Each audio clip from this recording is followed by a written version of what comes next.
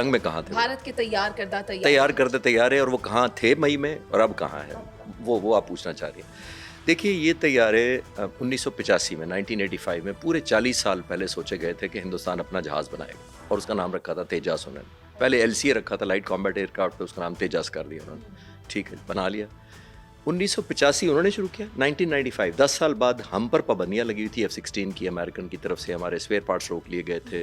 आप सबको याद होगा 80s के एंड में जब हम सोवियत यूनियन से फारिग हुए, हमने मार भगाया, सोवियत यूनियन टूट गया, हमारी अमेरिका को ज़रूरत ना रही, हमारे स्पेयर पार्ट्स बंद कर दिए गए। हमारे पास 40 जहाज़ थे, उनके फ़ंड रोक लिए गए, $658 मिलियन रोक लिए गए। हमारे कहा गया कि इसके बदले में गंदम ले लो, लेकिन जहाज़ नहीं दे सकते आपको। हमने सोचा उस वक्त की लीडरशिप ने, और ट्रिब्यूट उनको आज मैं देना चाहूँगा तमाम लीडरशिप को, जिन्होंने विजनरी एक एप्लीकेशन किया कि हम तो इसी तरह हॉस्टेज रहेंगे अमेरिका के या किसी भी मुल्क के। तो हमने फिर अपना जहाज़ बनाने का सोचा कि हम अपना जहाज़ बनाएंगे, और वो भी 1995 में 1995 इंडिया के 10 साल बाद JF-17 थंडर। और बहुत पाबंदियाँ थी बाय द वे, क्योंकि हम वेस्ट के मुकाबले में खड़े होने की कोशिश कर रहे थे। यूरोप, अमेरिका, सब ने हमारी मदद नहीं की। हमने इंडिपेंडेंट बनाया। और मैं फास्ट फॉरवर्ड करके आता हूँ पिछले 30 सालों में और पिछले 40 सालों में। वो 40 साल से जहाज़ बना रहे हैं जो उनका तेजस है, और हम 30 साल से JF-17 थंडर बना रहे हैं। उनके 40 सालों में आज उनके पास 40 जहाज़ हैं, हमारे 30 सालों में 200 जहाज़ हैं। और अभी जंग में सबने हिस्सा लिया JF-17 थंडर ने, और आपने S-400 जो उनका मिसाइल मारा था वो JF-17 थंडर ने मारा था। एक बात, मेड इन पाकिस्तान ने। और इंडिया के जो तेजस है उनका हाल जो आपने पूछा, वो 40 जहाज़ हैं। एक एयर बेस है श्रीलंका के पास। अच्छा, अपने मुल्क में भी नहीं रखते? नहीं, अपने मुल्क में है, बॉर्डर के पास है। इस श्रीलंका के बॉर्डर के पास, श्रीलंका के नॉर्थ में एक सुलूर एयर बेस है, SULUR। वो बेस है वहाँ पे। वो इतनी दूर है कि हम नहीं वहाँ पहुँचते और वो भी हम तक नहीं पहुँच सकते। तो वो उन्होंने 40 के 40 वहाँ रखे, इस वजह से कि ये जंग के काबिल नहीं। चिश्ती साहब, जिस तरह के हमारे घर में एक स्टोर रूम होता है जहां हम अपने घर की सबसे फालतू चीज़ें इकट्ठी करके जमा करते हैं, और वहां कोई साल में एक दफ़ा जाना होता है, तो इंडिया ने भी उसी तरह अपने तेजास को वहां अपने स्टोर रूम में रखा हुआ है कि जिनकी ज़रूरत नहीं पेश आएगी। नहीं, एक और फैक्टर भी है। एक और ये फैक्टर है कि उनको अभी तक इंजन ही नहीं पता कि फाइनल कौन सा लगना है इसमें। 40 सालों में उनका एक इंजन है, WS-10 है शायद, वो अमेरिका से मांग रहे हैं। अमेरिका ने वादा किया हुआ है, ना अमेरिका देता है, ना इंजन पहुंच रहे हैं। वो उन्होंने एक रशियन इंजन पहले लगाया था। ये $1 बिलियन वाली जो डील है उसकी बात हो रही है? नहीं, 1 बिलियन ये तो एक स्टैंड अलोन है जो बड़े अरसे से वादा किया गया था कि हम आपको इंजन दे रहे हैं। लेकिन अब कन्फ्यूजन ये है कि हम अपने इंजनों से लगा के इसको चला लें, उड़ा लें, या फिर इंतजार करें अमेरिकन इंजन का। तो वो दरमियान में अभी तक, जिसकी वजह से वो जहाज़ ना इधर हो पाया नहीं। इसीलिए आखिरी वक्त में और करूँ, जब ये जंग खत्म हुई तो इंडिया ने कहा हम एक एडवांस मीडियम कॉम्बैट एयरक्राफ्ट बनाने जा रहे हैं, एमका के नाम से। AMCA, advance medium combat aircraft. इन्होंने कहा अब हम नहीं छोड़ेंगे, हम अपना बनाएंगे। तो उस वक्त भी लोगों ने मेरे से पूछा था ये एम क्या चीज़ है। मैंने कहा जिस दिन ये टेक ऑफ करेगा मैं उस दिन देखूंगा। मेरी ज़िंदगी में कर जाए तो मैं बड़ा खुश होऊंगा। लेकिन क्योंकि तो 10 साल 85 से चला आ रहा है। 85 से वो चल रहा है, तो अब देखते हैं कितनी देर में। और जहां आपने बताया कि ये इंडिया एमका बनाने की तैयारी कर रहा है, क्योंकि उसने फ्रेंच एयरक्राफ्ट्स भी चला के देख लिए, और राफेल भी देख लिए, और मिराज भी देख लिए, मिग भी देख लिए, तो वो कर कुछ नहीं सके। लेकिन अगर इंडिया अपने इन तमाम एयरक्राफ्ट्स के साथ निकलता है बाहर के, मैं नुमाइश करता हूँ और मैं इन्हीं सब के साथ पाकिस्तान को जवाब दूंगा, तो पाकिस्तान के पास वो कौन सी स्ट्रेंथ है? क्योंकि आपने हमारे ही एक प्रोग्राम में बताया था कि अगर कंपैरेटिव एनालिसिस किया जाए दोनों फोर्सेस का, दोनों आर्मीज़ और नेवीज़ का, तो इंडिया के पास तादाद में चीज़ें क्वांटिटी में ज़्यादा हैं, मगर क्वालिटी की बात भी आप बताएं हमारे पास, क्या वो है इनके पास? देखिए मैंने सिर्फ जहाज़ों को उड़ा लेना तो एक फ्लाई पास्ट में भी उड़ा सकते हैं ना। हम 23 मार्च को उड़ाते हैं। वो उड़ाते हैं और हम उड़ा देते हैं। हाँ। उड़ाना नहीं सिर्फ होता, अच्छा। इंटीग्रेशन।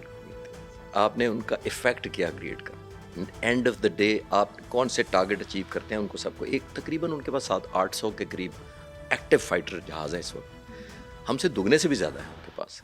लेकिन आपने देखना ये है कि आपने सबसे ज़्यादा एसेट्स कीमती रख ली, उनकी एम्प्लॉयमेंट है। और अक्सर आपके स्टूडियो में बड़ा आसान लगता है मुझे मिसाल देना कि ये माइक लगा हुआ है, ये लाइटें लगी हुई हैं, ये कैमरे चल रहे हैं, मेरे हवाले कर दें। अगर मुझे कुछ नहीं आता तो ये मेरी लोग ये दरवाजे से आगे बात नहीं जाएगी। नहीं, आप हमारा शॉर्ट सर्किट करके चले जाएंगे। आप क्या कहेंगे, जो मेरे नहीं तो फिर ताड़े भी नहीं। EW और फिर साइबर कमांड को अप्लाई कर। तो जब तक ये स्पेशलिस्ट लोग हैं, इंटीग्रेट करते हैं तो मेरी और आपकी आवाज़, शक्ल, वीडियो, बातें सारी लोगों तक पहुंच रही हैं। तो ये लोगों तक नहीं पहुंच रही जब तक इनकी टेक्नोलॉजी का आपको इस्तेमाल करना ना आता हो। सबसे इंपॉर्टेंट ये है कि आपने कैसे उनको इंटीग्रेट करके फाइट किया। पाक फ़ज़ाइया कहीं कम है, हम डिफेंसिव में थे, हम रिएक्टिव में थे, हमने तो ऑफेंस नहीं लॉन्च करना था, उसके बावजूद आप देख लें अल्हम्दुलिल्लाह, क्योंकि पीस टाइम में करना होता है। ये जंग के दौरान जो अनिल चौहान साहब का मैं कह रहा था कि हम देखे जी, हमने 7 तारीख को गलतियों का एहसास किया, हमने लर्न किया, हमने इम्प्रूव की, और 10 तारीख को देखे हमने किया। आप कैसे गलतियों का एहसास कर सकते हैं एक जंग के दौरान?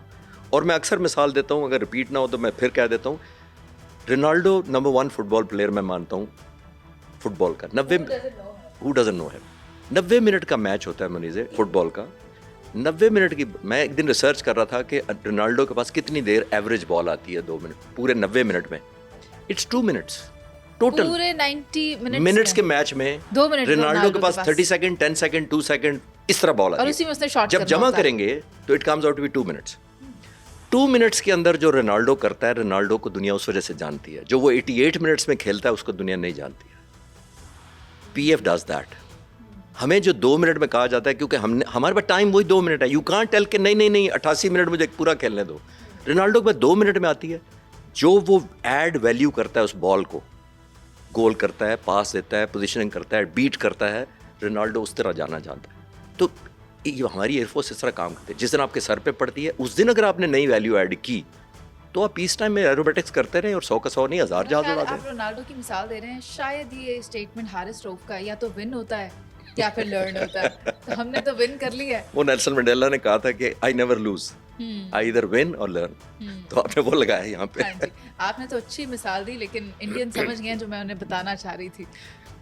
नहीं, वो कह सकती हैं, आप कह सकती हैं, मैं बड़ी रिस्पेक्ट करता हूँ। अक्सर लोग मुझे कहते हैं आप इंडियन एयरफोर्स को इतनी तमीज़ से क्यों बात करते हाँ हैं? जी। मैंने कहा वो ज़्यादा मेरी बात सुनेंगे अगर मैं तमीज़ से करूँगा। तो बदतमीज़ी से करूँगा मेरी बात नहीं सुनेंगे। तो मैं चाहता हूँ मेरी बात सुने। इसी अच्छाई का मुजाहरा दूसरी तरफ से भी हो जाए तो फिर क्या ही बात है। I wish. क्योंकि मैं जितने भी इंटरव्यूज़ आपके और मेरे वाले भी लगाए उसके ऊपर तो उनकी जानिब से ही गुलपाशी की जा रही है और अच्छे अल्काबात दे रहे हैं। अच्छे से आप समझ रहे हैं मैं क्या कहना चाह रही मैं हूँ। एक दफ़ा कायद-ए-आज़म पे अक्सर मैं 22 साल से देता हूँ डॉक्यूमेंट्रीज, अपने चैनल पे भी डालता रहता हूँ। तो कायद-ए-आज़म से किसी ने आखिरी वक्त पूछा जब उनको धोखे हुए, पाकिस्तान की जगह इधर उधर कर दी गई, कुछ सूबे इधर उधर मिला दिए गए, तो कायद-ए-आज़म से किसी जर्नलिस्ट ने पूछा अंग्रेज़ी में, mister Jinnah, given another chance would you like to behave differently?